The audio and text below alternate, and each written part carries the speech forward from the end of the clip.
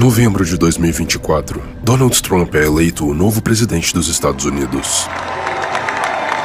Thank you very much. Wow. O motivo do resultado é muito claro. The past 4 years were terrible. What do you mean? They were terrible. As pessoas estão sentindo. Tem algo errado no ar. Algo a ver com dinheiro. Interest rates on credit cards went up, electric bill went up, gas went up, TV cable went up, I know all my bills went up. O que acontece quando as pessoas percebem que estão ficando mais pobres? Elas anseiam por mudança.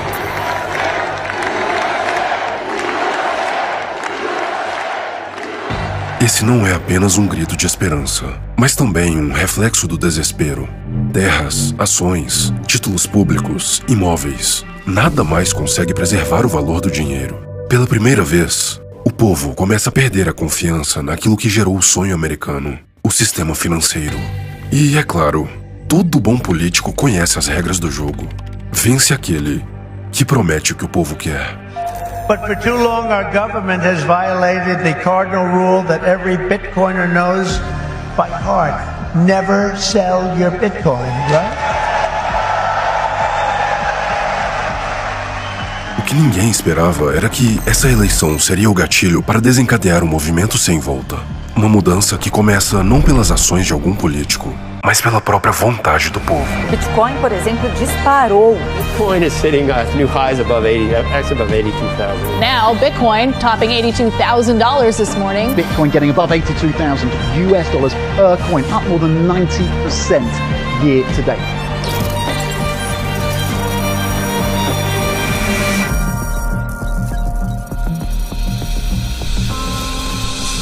Antes de começarmos, é importante deixar os pratos limpos na mesa. Meu objetivo aqui não é gerar pânico, mas sim te mostrar a verdade que estão ocultando de você sobre um sistema nefasto de poder e controle que ainda pode ser interceptado. Mas para isso, você precisa estar atento, desperto, lúcido. Eu também não estou aqui para te manipular e te oferecer algum curso caro no final. Eu fiz questão de correr atrás de uma solução que eu pudesse te entregar de graça e ainda assim tornar isso financeiramente viável para mim. E mais uma coisa, isso aqui não é uma conspiração, é um alerta. Eu sou simplesmente um cara qualquer, que por acaso é extremamente dedicado em garantir o que para mim tem mais valor nessa vida: liberdade. Então, o meu objetivo aqui hoje é compartilhar com você os meus pensamentos e as minhas ideias baseado em anos de pesquisa, estudos e conversas com pessoas muito mais inteligentes do que eu. Estamos vivenciando um ponto sem volta. Um momento ímpar na história em que as decisões que você tomar agora vão determinar se você vai ser financeiramente livre e próspero ou se será um mero escravo, lutando para sobreviver no futuro. As mudanças que estão acontecendo e que eu vou te explicar nesse vídeo vão te chocar. Vamos trilhar uma jornada ao passado, entender os acontecimentos que nos levaram a um sistema financeiro corrupto, predatório e nefasto. E você vai compreender não só como as pessoas mais prósperas do futuro estão sendo moldadas agora, mas também como fazer parte dessa parcela da sociedade. Esse não vai ser um vídeo de entretenimento, fácil de acompanhar e de compreender, mas eu garanto, tem o potencial para ser um dos mais importantes que você já assistiu. Então livre-se de todas as distrações e vamos começar.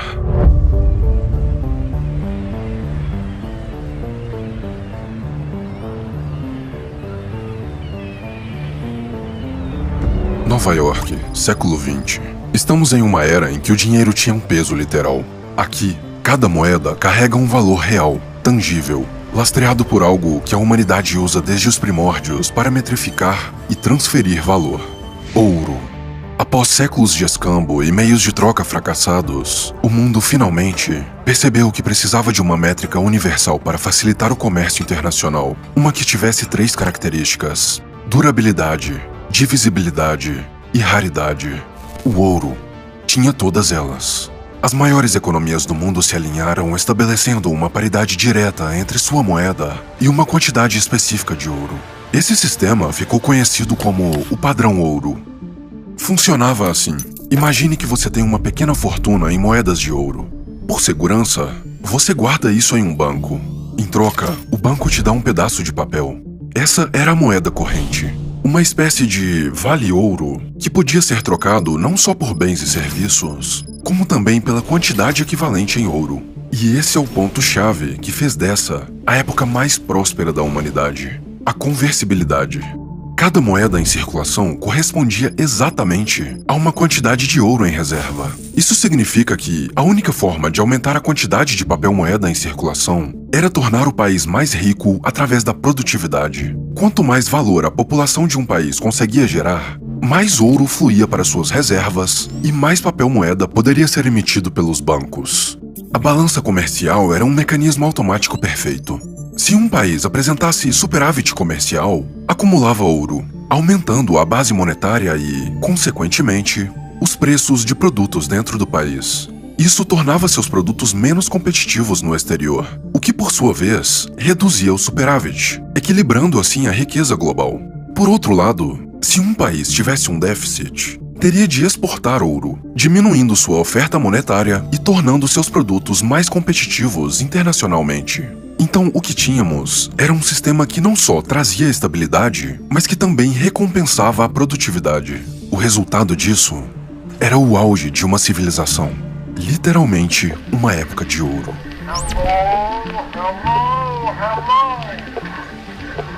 Mary had a little lamb. Its fleece was white as snow. A humanidade florescia. Florescia na arte, na ciência, na terra e no mar. Ferrovias conectavam mercados. Grandes navios cruzavam oceanos. A criação do telefone encurtava distâncias. E a da luz elétrica transformava noites em dias. Os automóveis começavam a pavimentar o caminho para um futuro glorioso. Não só inventamos o rádio, o cinema e as vacinas, como revolucionamos a arquitetura e a pintura. A estabilidade econômica permitia com que as pessoas planejassem suas vidas, investissem em negócios e construíssem um legado para as próximas gerações. Tínhamos descoberto o padrão perfeito para a prosperidade. O padrão ouro. O que ninguém esperava era que, por trás das cortinas, nas sombras, começava um movimento para sabotar esse sistema. Algumas das pessoas mais poderosas do mundo perceberam que quem tivesse o controle sobre o ouro teria controle sobre o mundo.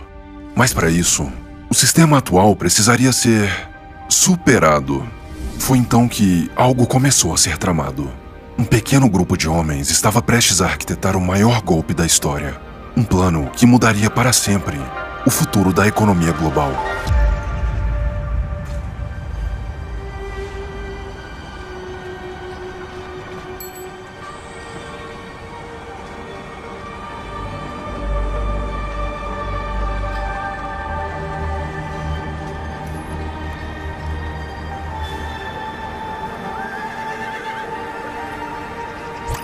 Estamos em 1907. JP Morgan, considerado um pilar financeiro da época, usou sua influência para divulgar rumores de que um importante banco em Nova York estava praticamente falido. Morgan sabia que isso causaria pânico e desconfiança em outros bancos. E foi o que aconteceu. Começou uma corrida bancária nunca antes vista. Para honrar as retiradas, os bancos foram forçados a exigir pagamento de seus empréstimos, levando a uma espiral de falências. A crise estava instaurada, até que um herói benevolente decide salvar o dia resgatando os bancos com seu próprio dinheiro. Quem era ele? O próprio JP Morgan. Mas por quê? Por que um dos responsáveis pelo início da crise se preocuparia em salvar a economia com seu próprio dinheiro? Quando você examina o que aconteceu logo em seguida, as peças começam a se encaixar. Frederick Allen, da revista Life, escreveu mais tarde que Morgan parecia sentir que a máquina financeira americana deveria ser administrada por algumas das melhores pessoas. Pessoas como ele e seus amigos. A verdade é que Morgan enxergava esse resgate aos bancos como uma oportunidade de tornar isso uma realidade. Aquela crise abalou a confiança das pessoas no sistema financeiro. Isso levou a uma investigação do sistema europeu liderada por um homem chamado Nelson Aldrich, que tinha laços íntimos com cartéis bancários e a família Rockefeller. Após a expedição, Aldrich embarca em um trem com outros 6 indivíduos. Essa viagem era tão secreta que ele instruiu todos a irem vestidos como caçadores de patos, além de terem de usar codinomes. O destino era uma ilha privada na costa da Geórgia, cujos donos eram, adivinha, JP Morgan e os Rockefeller. Em segredo, isolados do mundo, o que estava sendo arquitetado era a criação de um novo sistema, a Reserva Federal Americana. mais conhecido como Fed. Essa era a jogada. Antes da criação do Fed, a impressão de moeda era dividida entre diferentes bancos.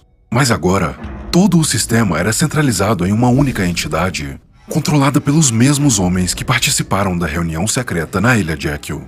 Essa centralização de poder sobre a emissão de moeda gerou uma série de consequências. A expansão monetária financiou guerras, alimentou bolhas econômicas e culminou na Grande Depressão de 1929. Mas isso não era nem o começo. Algo muito pior estava por vir. United States Treasury Secretary Morgenthau heads the American delegation. On the opening day, in his role of acting conference president, he addresses the meeting. To be discussed are plans for the stabilization of world currency.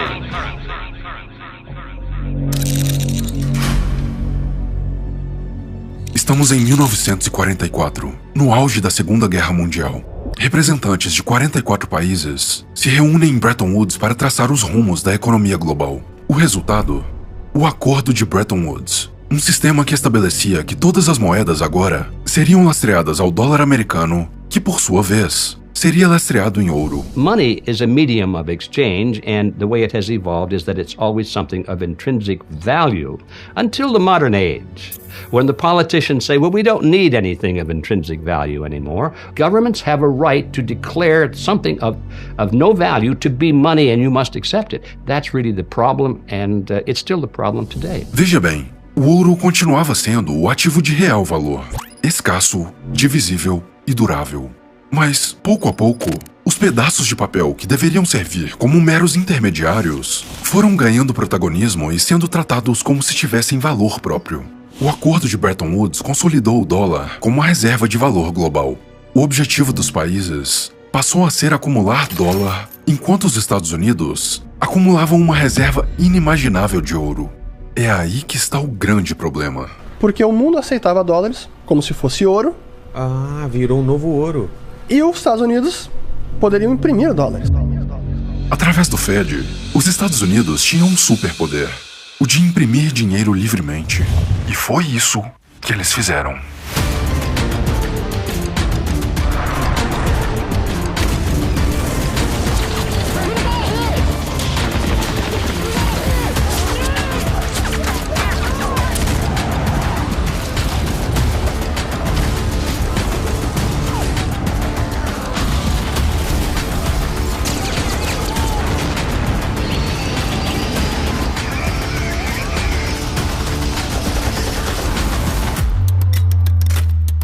Com o financiamento de diversas guerras, programas sociais e expansões militares, ficou claro que os Estados Unidos estavam imprimindo muito mais dinheiro do que o que tinham em reservas de ouro.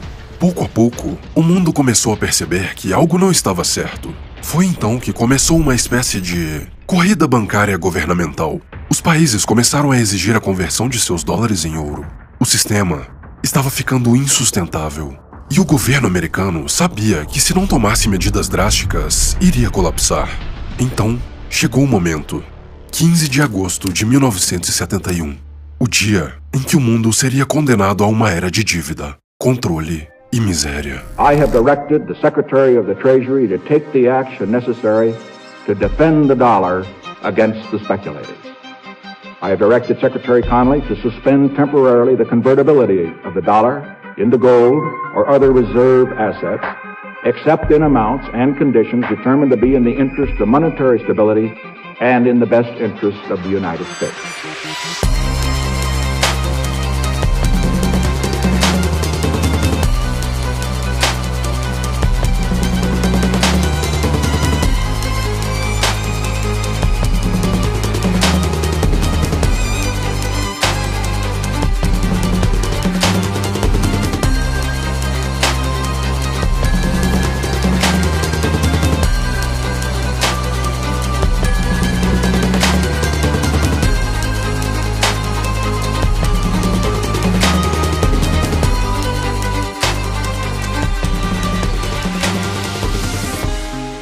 Era o fim definitivo do padrão ouro, e com ele, caía também a estabilidade que sustentava a economia global. A partir daquele ponto, os bancos centrais do mundo inteiro ganhavam um novo superpoder, o de imprimir dinheiro do nada, sem qualquer lastro. O valor do papel moeda agora não representava nada além de uma promessa, algo frágil, subjetivo e facilmente manipulável. Os bancos privados agora perceberam que nunca mais precisariam ter liquidez em reserva. Então, criaram uma máquina de escravidão coletiva que funciona até os dias atuais. Uma máquina chamada dívida. Funciona assim: com o valor real gerado pelo suor do seu trabalho, digamos que você receba uma remuneração de R$1.000 e decida depositar isso no banco. Esse dinheiro está lá, certo? Pelo menos esse é o saldo que aparece na tela do seu aplicativo. Mas a verdade é que o banco só manteve uma fração de R$100 em reserva. Os outros 900 foram emprestados para Carlos, com juros. Agora, na prática, você ainda tem R$1.000 na sua conta, mas Carlos também tem 900 para gastar. Os números na tela se multiplicaram, mas nenhum valor foi criado. Simplesmente existem R$900 a mais em circulação agora. Mas calma, ainda piora. Imagine que Carlos gastou esses R$900 comprando roupas no shopping. O dono da loja vai depositar esse dinheiro em outro banco. E adivinha? Esse banco também vai emprestar a maior parte desse dinheiro para outra pessoa. E o ciclo se repete, de novo, e de novo, e de novo. O dinheiro continua se multiplicando nos extratos bancários. Mas o único lastro desse saldo mágico criado é a promessa de que as dívidas serão pagas. Cada centavo novo criado vem com uma dívida atrelada. E cada vez que isso acontece, nosso poder de compra é diluído, corroído, destruído. Ok, vamos ver o que isso significa na prática.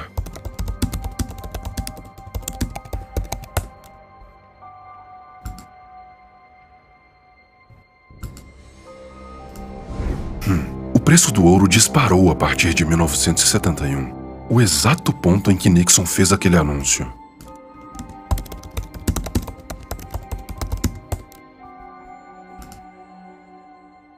O preço do petróleo também.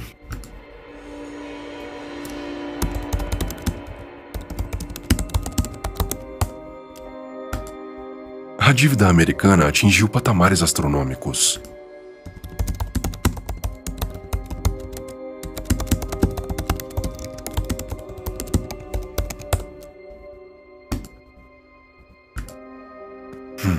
Esse gráfico mostra o exato ponto em que a remuneração das pessoas parou de acompanhar a produtividade.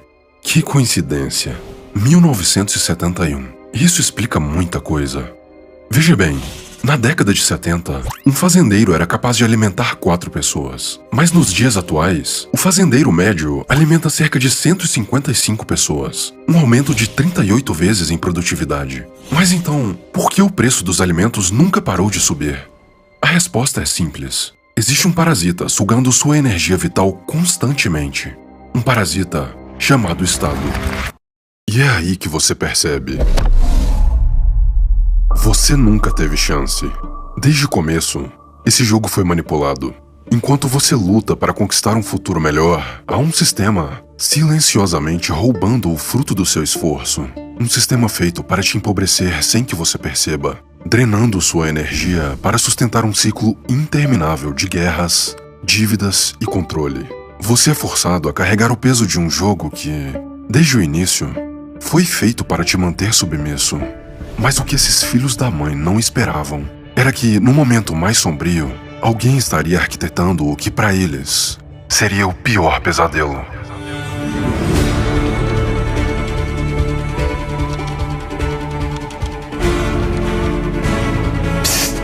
Wanna buy some secret stuff? It's anonymous and untraceable, so criminals can trade drugs and guns online. Why is that good, you might say? People will use it to buy illegal guns and drugs, and they do, actually, already. We don't even know who invented this, no, right? There's some rumors that it's this Japanese guy, but others say no, that he's a fake name, it was a pseudonym. I mean, you're literally putting real money onto a system that we don't even know who created it. No.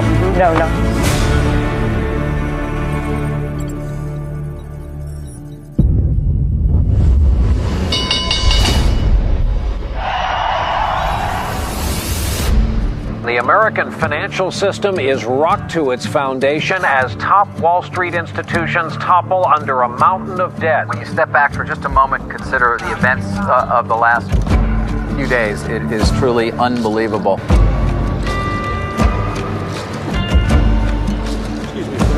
you feeling?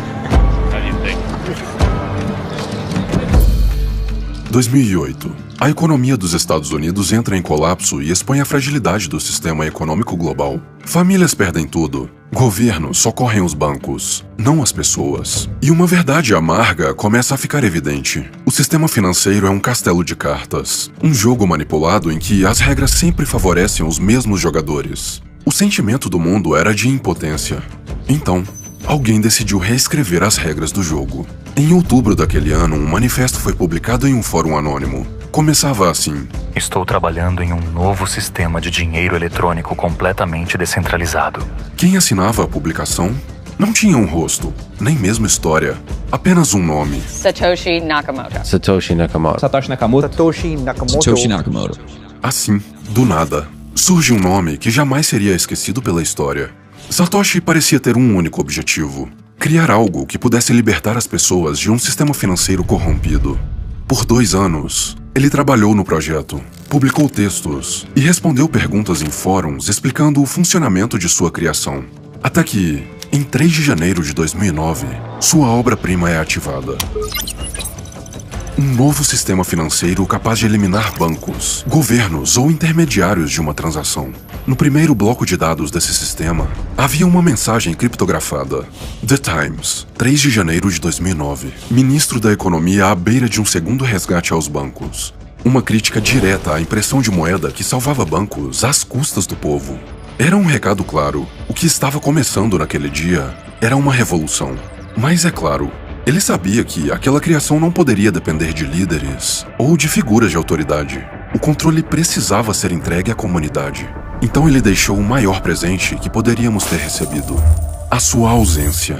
Satoshi created a way, Satoshi gave it away, Satoshi went away, right? If you want the roadmap for an ethical launch of a decentralized digital commodity, an open protocol for anything, it's you create it, you give it away, you disappear. Era o começo de uma longa história. A história do Bitcoin.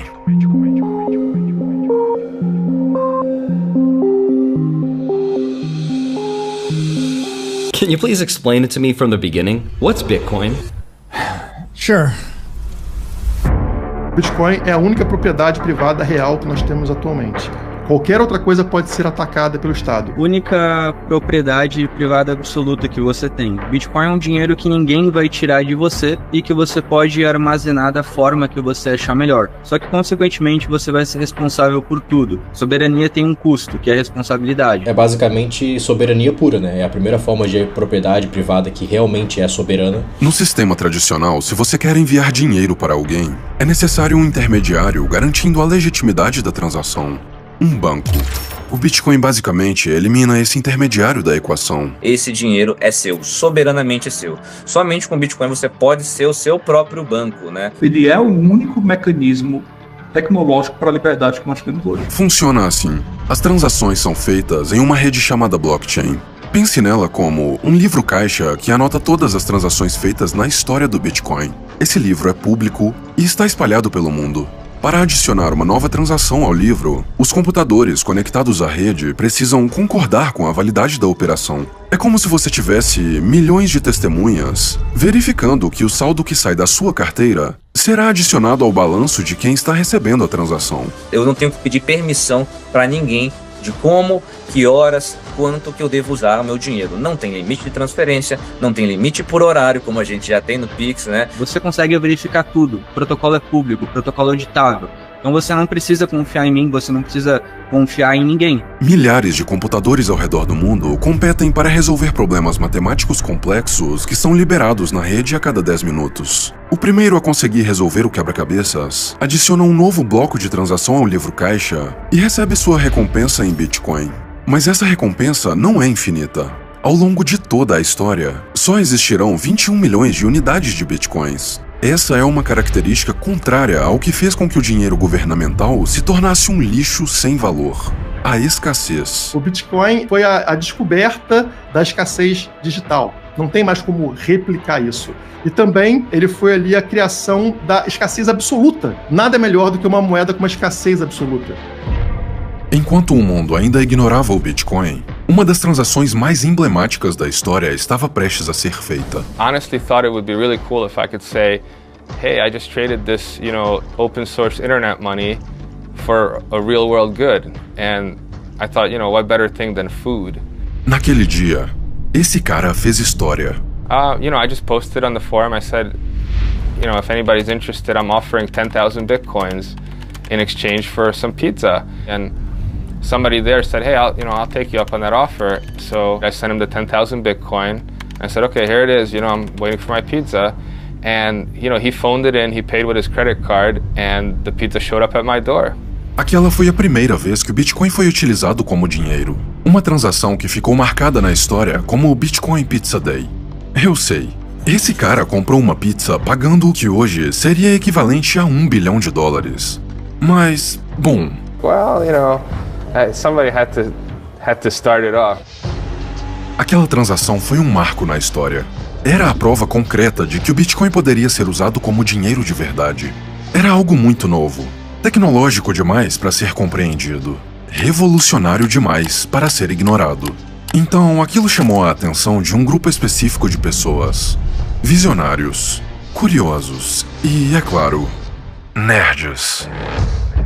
Is a kind of a digital currency. We don't know what the heck we're doing. That's right, we're using floppy disks. The key thing here is to get as many Bitcoins as possible. It is a freedom provider for the rest of humanity because you can't create more. It's mathematically impossible. Alguns deles perceberam que não era a respeito de dinheiro. Era sobre reivindicar de volta o seu poder pessoal. Por que você não tenta aí aplicar uma multa nos meus bitcoins? Que tal? Você sabe o que é Bitcoin? Pode tentar piorar, pode tentar fazer o que quiser, vocês nunca vão receber um centavo. Eu vou estar aqui para dar risada cada vez que vocês tentarem. Adriano, só uma intimação pra você? Não, intimação, se você quiser, você joga aí, cara. Eu posso ignorar. Não, você vai receber ou não vai? Não vou receber nada. Tudo bem. Nada. Quanto mais o tempo passava, mais claro ficava que essa história estava só começando. I'm right here watching history be made. Bitcoin is now up to $111. It's an all-time high, and it's continuing to rise. I've seen it break 3 times today. It went up to 110, and this is the highest that it's been. It's ridiculous. Last trade, 189 Bitcoin for $111 a piece. That's amazing to me. I mean, just look at this graph. You see this graph? That's the last 3 hours. Give me a second, I'll switch it up.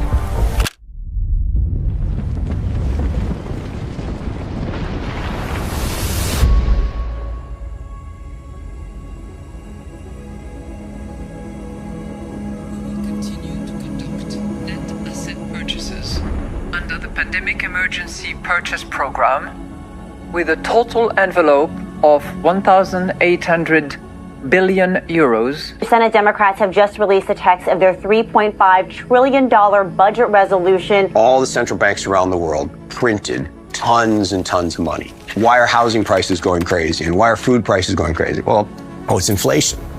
It's actually not really inflation. This is currency devaluation.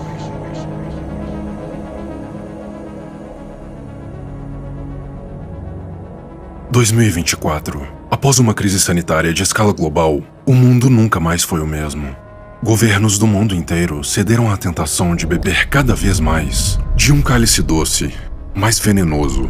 A impressão desgovernada de moeda, do dólar ao euro, do real ao iene. Trilhões de moedas foram injetadas no sistema em uma escala nunca antes vista. O veneno se espalhou e agora estamos pagando o preço. So a single politician with the ability to print money can turn employees against employers, can turn the customers against the vendors. They can turn every industry against every other industry. You have human tragedy. Businesses collapse, families collapse, people lose their lives. And it's all because the economy is, in essence, collapsing because the energy is being drained out of the currency. Há uma guerra não declarada. Uma luta invisível, travada contra a propriedade, a prosperidade, o poder pessoal e, acima de tudo, contra a liberdade. Uma batalha entre aqueles que buscam conquistar com suas próprias mãos a verdadeira liberdade e aqueles que querem o que é dos outros sem pagar o preço. Mas liberdade exige coragem, exige enfrentar o risco, a falha, a dor do fracasso, antes que se alcance o sucesso. Mas os inimigos da liberdade querem tudo de graça. Eles querem resultados sem esforço, soluções rápidas, sem arcar com as consequências de suas escolhas. Isso nunca termina bem. Cada vez que a humanidade trilha este caminho, afia o machado de seu próprio carrasco. Cada vez que aceitamos conforto sem esforço, aceitamos um novo elo na corrente que nos aprisiona. É bem simples. Quando você pede por mais coisas de graça, a Reserva Federal tem uma ótima desculpa para criar dinheiro do nada e emprestar ao governo. Eles chamam isso de empréstimo para te fazer acreditar que, um dia, o governo vai pagar essa dívida. Mas a verdade, eles nunca vão pagar. If they didn't keep creating new money in larger and larger amounts, the whole thing would crash. Because that's where the money comes from to pay off the previous loans. It's the new loans. So that's why it's a Ponzi scheme. It's a classic Ponzi scheme. É por isso que, eventualmente, as pessoas param de acreditar. E quando isso acontece, esse dinheiro mágico perde seu valor e colapsa até valer zero. Just like every single fiat currency that has ever existed in the history of the world. They all go to zero. And we have reached a point of no return where the numerator is going to outstrip the growth of the denominator under any plausible scenario, which means you need to print money to solve that debt spiral. Só tem problema. The Ponzi ends when people stop believing. E, meu amigo, elas estão parando de acreditar. Porque não importa o quanto de dinheiro que você acumular, esse dinheiro vai ser destruído pela inflação. People know their future is fucked, and they can feel it. They have a sense of desperation. Pouco a pouco, a verdade vem à tona. Já não dá mais para esconder. Fair to say you simply flooded the system with money. Yes, we did. That's another way to think about it. We did. Some of the language and concepts are just confusing. I mean, the government definitely prints money, and it definitely lends that money, which is why the government definitely prints money, and then it lends that money by selling bonds. Is that what they do?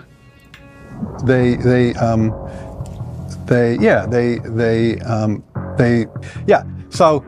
A base da economia global é tão sólida quanto areia movediça. E não há nada dentro desse sistema que consiga preservar valor ao longo do tempo. People angry is like, we thought money in the bank was safe. We thought our house was safe.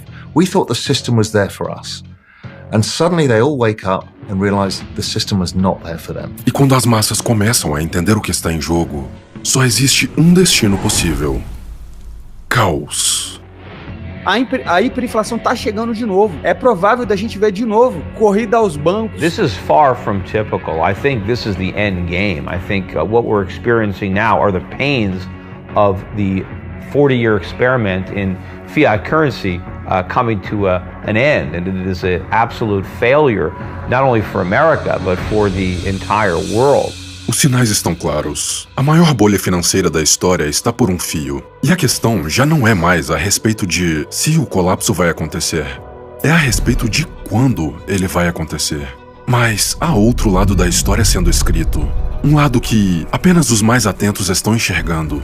Tem algo grande se desenrolando. Algo que vai mudar completamente o mundo como conhecemos. Por onde eu começo? –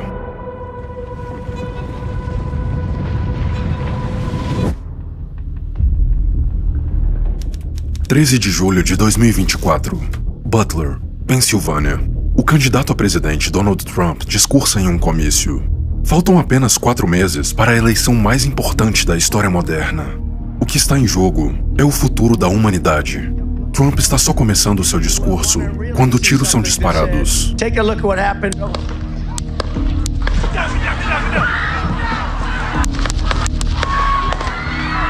Ele é atingido, mas sobrevive, saindo mais fortalecido do que nunca para a corrida presidencial.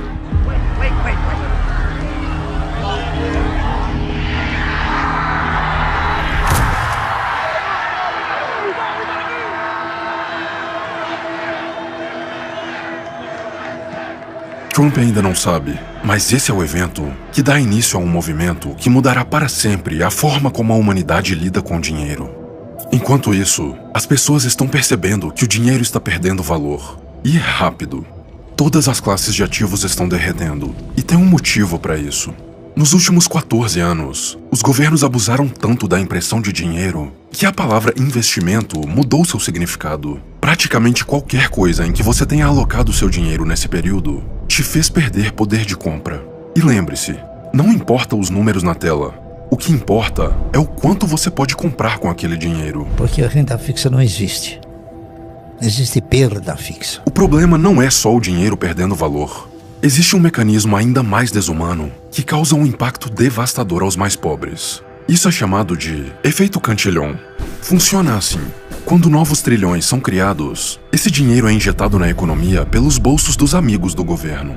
Bancos, corporações e setores privilegiados. Eles compram ativos e acumulam riqueza pelo preço que esses ativos valiam antes da criação daquele novo dinheiro. Isso cria um efeito cascata de desvalorização que faz com que você, na base da pirâmide, veja seu custo de vida disparando e seu poder de compra sendo dizimado. Os donos do jogo enriquecem e é você quem paga a conta.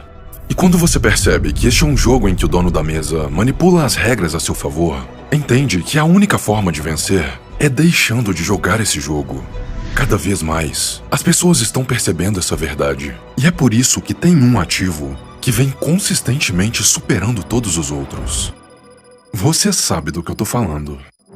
But this is the past 14 years. Bitcoin's not just winning, it's consistently winning. And at some point, you still get questions from the normies every day like, well, when does the run stop? It's like, when do nuclear reactors stop producing more electricity than water wheels? When does the airplane stop flying faster than the donkey cart? The answer is it's not going to stop because it's structural and technical. É dinheiro duro, absurdamente duro, tá ligado? É hard money o negócio. Enquanto o Estado está emitindo dinheiro, esse dinheiro, no caso, vai ter que escoar para algum lugar. Enquanto o Estado não parar de emitir dinheiro, o Bitcoin não vai parar de subir. You know, the US government is running multi-trillion-dollar deficits every year. And Bitcoin is just this perfectly finite monetary tool. And if you're measuring these other assets in Bitcoin, then they're pretty much crashing. Aquela tecnologia criada em 2009 agora amadureceu, foi aceita pelo mercado financeiro tradicional e está crescendo. Satoshi Nakamoto criou algo muito mais valioso do que simplesmente uma moeda digital. Todos dizem que o Bitcoin é um meio de transferir valor sem intermediários. Isso não é nem o começo do que torna essa tecnologia tão valiosa. O que realmente balançou as bases da economia foi o fato de Satoshi ter encontrado um jeito de armazenar valor sem depender de intermediários. É isso que torna o Bitcoin verdadeiramente revolucionário. Transferir dinheiro digitalmente? Bom, os bancos já fazem isso. Mas armazenar valor de forma segura, inconfiscável e soberana? Essa é a descoberta de 450 trilhões de dólares. I want to keep my money. There's no one you'll meet that doesn't want to keep their money, right? Next time you hear someone say, well, what's the Bitcoin use case? There's no use case. The use case is the most valuable thing in the entire human race. It's $450 trillion. It's all the capital in the world. The use case is you get to keep your money. Não foi um acidente o Bitcoin ter sido o melhor ativo da última década. Ele é o bem mais valioso do mundo porque é a única solução de proteger toda a riqueza real, alocada em um sistema que está programado para destruí-la.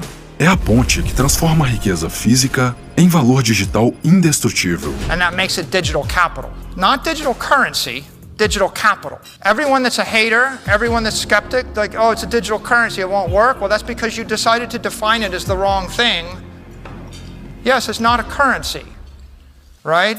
It's capital. Diferente das moedas dos governos que podem ser criadas por decisões políticas, o Bitcoin exige um esforço energético real. Os computadores conectados à blockchain consomem energia, transformando-a em segurança para a rede.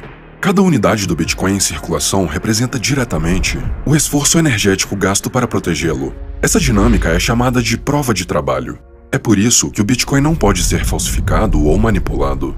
Satoshi programou o protocolo para que o custo das tentativas de ataque à rede fosse muito maior do que o custo de se jogar conforme as regras. A cada 4 anos, a emissão de novos bitcoins cai pela metade. E não existe uma única pessoa no mundo que entendeu o que é Bitcoin, comprou uma quantia e quer ter menos. Todos querem ter mais. Todos sentem que ainda não têm o suficiente. Isso significa que nós temos um ativo em que a oferta sempre vai cair, enquanto a demanda sempre vai crescer. Isso gera um colateral simplesmente inevitável. O valor do Bitcoin nunca vai parar de subir no longo prazo. O Bitcoin não tem topo porque na Fiat não tem fundo. Não tem fundo. Quando o último Bitcoin for minerado em 2136, ele será a representação de 40 anos de prova de trabalho. 40 anos de esforço computacional e energético aplicados à produção de uma unidade de um ativo que nunca mais será produzido em toda a história. Você realmente acha que isso vai parar de se valorizar? Cada unidade representará uma riqueza geracional. É a antítese perfeita do sistema inflacionário que nos trouxe até aqui. Não, você não chegou tarde para a festa. Porque, na verdade, é agora que os jogos começam. The federal government has almost 210,000 Bitcoin, or 1% of the total supply that will ever exist. But for too long, our government has violated the cardinal rule that every Bitcoiner knows by heart. Never sell your Bitcoin, right? 14 dias depois do atentado, Trump surpreende o mundo com um anúncio inesperado em uma conferência de Bitcoin. This afternoon, I'm laying out my plan to ensure that the United States will be the crypto capital of the planet and the Bitcoin superpower of the world, and we'll get it done. Imediatamente, o Bitcoin começa a disparar. Mas é na noite da eleição que se inicia um movimento sem volta. O Bitcoin, por exemplo, disparou. Bitcoin is hitting new highs above 82,000. Now, Bitcoin topping $82,000 this morning. Bitcoin getting above $82,000 per coin, up more than 90% year to date. Consciente disso ou não, o que Donald Trump estava fazendo era mover a primeira peça de um jogo de xadrez. Um jogo global e compulsório em que todos os países são obrigados a participar. Putin percebe isso rápido e logo decide se posicionar no tabuleiro. Биткоин кто может запретить? Никто. А использование других электронных средств расчета кто может запретить? Никто, потому что это новые технологии. И чего бы ни было, чего бы ни происходило с долларом, эти инструменты так или иначе будут развиваться, потому что все будут стремиться к тому, чтобы снижать издержки и повышать надежность. Essa declaração foi o suficiente para levar o Bitcoin a patamares históricos. I'm right here watching history be made. Bitcoin is now up to $100,000. That's an all-time high. O que está acontecendo diante de nossos olhos é a teoria dos jogos sendo aplicada ao mundo real. É essencialmente um tabuleiro de xadrez global onde todas as nações são obrigadas a jogar. Cada nação agora será obrigada a tomar decisões estratégicas sobre o Bitcoin. Elas terão de decidir entre adotar, regular, ignorar ou proibir o Bitcoin. A decisão de um país impacta diretamente nos resultados e nas escolhas dos outros. Um dos conceitos mais elucidativos sobre a teoria dos jogos é o dilema do prisioneiro. Imagine dois prisioneiros em celas isoladas. A polícia não sabe quem é o verdadeiro culpado, então oferece um acordo aos dois. Se um deles entregar e trair o outro, ele será libertado, enquanto o outro irá cumprir uma sentença de 10 anos. Se ambos permanecerem em silêncio, cooperando um com o outro, ambos recebem uma pena de 2 anos. Mas se os dois traírem, os dois terão uma pena de 5 anos. Nenhum deles sabe o que o outro vai fazer. Então eles têm de tomar uma decisão baseada em uma suposição sobre o que o outro vai fazer. Este é o exato dilema em que os países estão agora inseridos. Em outras palavras, as nações estão agora jogando um jogo de xadrez em que o Bitcoin é a peça principal. Se um país adotar o Bitcoin enquanto os outros não adotam, ele ganha uma vantagem competitiva, se tornando próspero na medida em que a economia atual colapsa. Se nenhum país adotar, todos continuam no sistema atual que já está insustentável. Se os maiores países adotarem, eles perdem o poder supremo sobre a economia. Mas por outro lado, o sistema financeiro global se fortalece, fazendo com que eles se tornem nações mais ricas e poderosas. Enquanto isso, os países que optarem por banir ou ignorar o Bitcoin serão financeiramente dizimados. Agora, preste muita atenção ao que eu estou prestes a te revelar, porque o que você verá na reta final deste documentário não é só uma visão de futuro, é um divisor de águas. Uma linha que determina se você será livre e próspero nessa nova economia ou se será escravo de um sistema tirânico. Se prepare, porque a partir de agora é que as coisas ficam realmente sérias. Precisamos conversar sobre o Brasil nesse tabuleiro.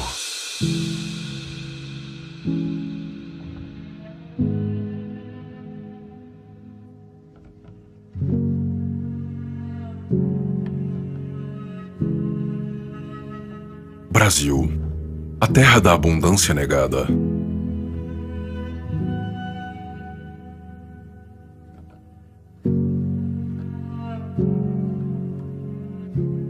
Naturalmente rico, tragicamente escravizado. Vocês acham que o Brasil imprime dinheiro ou não? Essa linha azul aqui é o real, desde que o real começou a ser negociado no Brasil. E olha a quantidade de real que está sendo impresso. Olha a quantidade de real que está sendo impresso. Basicamente todo o real que circula no Brasil, 50% dele foi impresso nos últimos 4 anos. De 2020 para 2024, a gente saiu de 3,23 para 6,36, ou seja, imprimiram 50% de todo o real que existia no Brasil só nos últimos 4 anos. 4 anos. No Brasil, a luta nunca foi justa. De um lado, um povo que carrega nas costas o peso do trabalho duro. Do outro, um sistema que suga, escraviza e chicoteia. Se no mundo o dinheiro perde valor a passos largos, aqui ele evapora diante de nossos olhos. Se o dólar é um cubo de gelo em sol escaldante, o real é queimado em uma fogueira. Somos parasitados desde sempre. Mas há 2 anos, nossa nação foi capturada, não por governantes, mas por tiranos sem escrúpulos. Eles não querem só dinheiro, querem controle. Perdeu, mané, numa mola. Missão. Rapaz, nunca quero ganhar isso. Você tem criptomoedas? Dá uma olhadinha no texto que o Senado Federal aprovou ontem. A partir de agora você só precisa ter R$6.000 em criptomoedas para estar apto a pagar 15% de imposto para o governo. Querem acabar com o dinheiro em espécie no Brasil. Tem 2 projetos de lei. Se você carregar mais de R$1.500 em espécie e for parado pela polícia, vai precisar explicar de onde veio o dinheiro. Quando a moeda perde valor, o povo busca alternativas. Mas o sistema parceiro sempre dá um jeito de corrigir suas falhas. Governos que abusam da impressora criam muros invisíveis. Controles, proibições, regulamentações. Eles chamam isso de estabilidade econômica. Mas a verdade é um cerco. Um curral que te obriga a sustentar uma moeda que não para de apodrecer. Eles sabem que, se você usar uma moeda mais forte, o castelo de cartas desmorona. Então, queimam todas as pontes, proíbem alternativas, atacam o que não podem controlar. Eles não se preocupam com o colapso da economia. Esse é o objetivo. É intencional.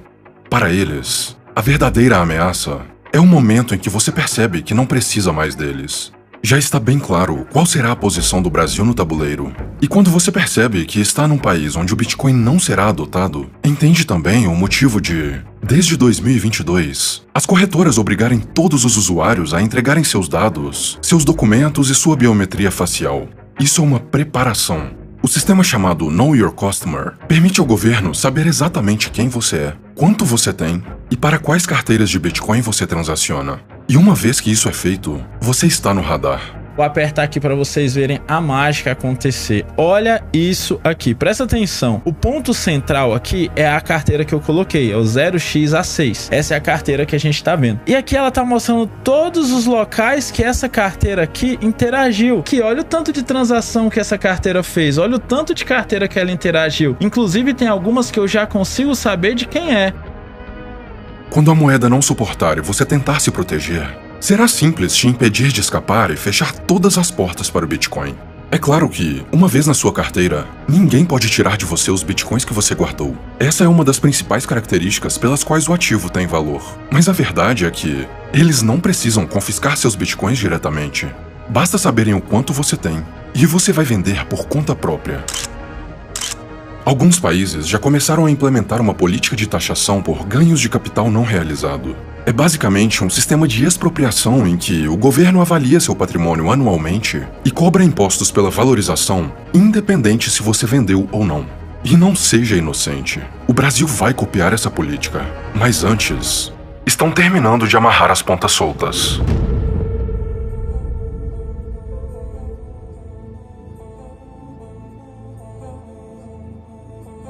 Está sendo construído um sistema que não sobra nenhuma escolha para nós. De acordo com o Banco Central, se o plano avançar como previsto, os testes para a população devem começar já em 2025, hein? Em 2025, o real vai ser substituído pelo Drex, que é a moeda digital dos bancos centrais. Drex, a peça final para o controle completo.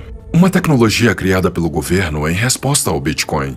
Será uma moeda digital, mas diferente do Bitcoin. O Drex foi 100% projetado para controlar todos os aspectos das nossas vidas. Agora, o poder a ferramenta vai estar ali. A ferramenta para o cara apertar um botão e travar o saldo que está na sua conta, tá ali. Você vai ter um controle de o que você vai poder gastar ou não. Porque o CBDC ele pode impedir as pessoas de comprarem aquilo que elas querem. Mas ele pode resolver a questão do dinheiro programável. Então, no futuro, você pode pensar num pagamento de Bolsa Família, por exemplo, que só pode comprar comida. Ele pode, basicamente, decidir o que fazer com esse dinheiro que está na sua conta, a hora que quiser, antes mesmo desse dinheiro entrar na sua conta. Entendeu? Se a gente tivesse o Drex na pandemia, você só podia comprar num raio de 5 km da sua casa, então você tem programabilidade desse dinheiro. Cada centavo que você gastar será imediatamente computado pelo sistema de inteligência artificial do governo.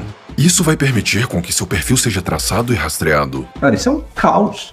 Isso é um caos, cara. Assim, é a encarnação do mal, é o capeta na Terra, porque vai ser um dispositivo totalitário que vai dar amplos poderes ao governo e que realmente é assustador. Quem vai estar comprando naquela lojinha que só aceita dinheiro, que provavelmente está fazendo evasão fiscal, vai ter que aceitar o Drex. Então você trabalha na evasão fiscal também. Então tem várias coisas que a gente vai conseguir fazer com esse real digital. Cada centavo que você gastar vai ser rastreado. O Banco Central ainda não resolveu o desafio tecnológico, que é a privacidade. Se a gente entende o poder que isso pode conceder ao Estado, cara, todo mundo deveria sair na rua para protestar contra o arranjo desses. Baseado em seus padrões de consumo, o governo poderá identificar indivíduos que não se comportam e aplicar punições imediatas. Mas não para por aí. Se você falou alguma coisa que incomodou alguém no Twitter, chamou, sei lá, algum ministro do STF de careca. Aí diz, esse cara é careca. Ele aperta um botão e tá bloqueado todo o seu dinheiro. O indivíduo falou alguma coisa, chamou um gordo de gordo, falou alguma coisa de algum ministro, de algum político,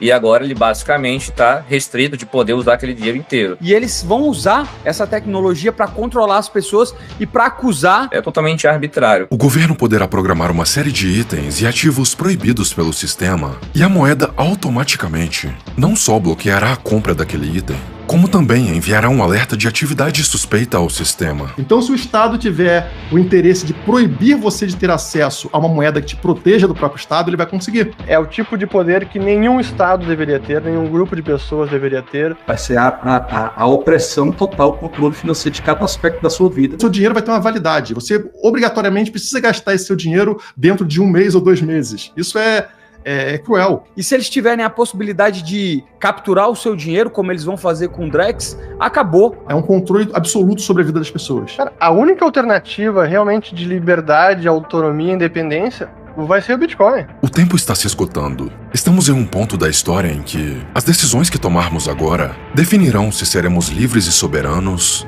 ou prisioneiros de um sistema cruel. Quem entrar no Bitcoin antes vai poder conseguir salvar mais do esforço delas, mas quem deixar tudo no real, tudo no sistema financeiro nacional, cara, essa pessoa está em maus lençóis. Vão tirar cada centavo da sua vida. Justamente porque o Bitcoin ele é uma saída de inconfiscabilidade, ele se torna uma saída urgente, que é literalmente para ontem. A gente está vivendo um período que é como se fosse uma janela, e essa janela está fechando pouco a pouco. Daqui a pouco não vai existir mais tempo ou mais meios de você evitar o CBDC. Quem saiu, saiu. Quem não saiu, não sai mais. Não é, por favor, isso não é uma questão mais, você é péssimo. Não, é uma questão atuarial. Quem ignora essa realidade está ignorando números factuais. Quem tem previdência social vai fazer isso. Vai tirar cada centavo da sociedade porque ela vai colapsar. É questão de tempo. É só questão de tempo.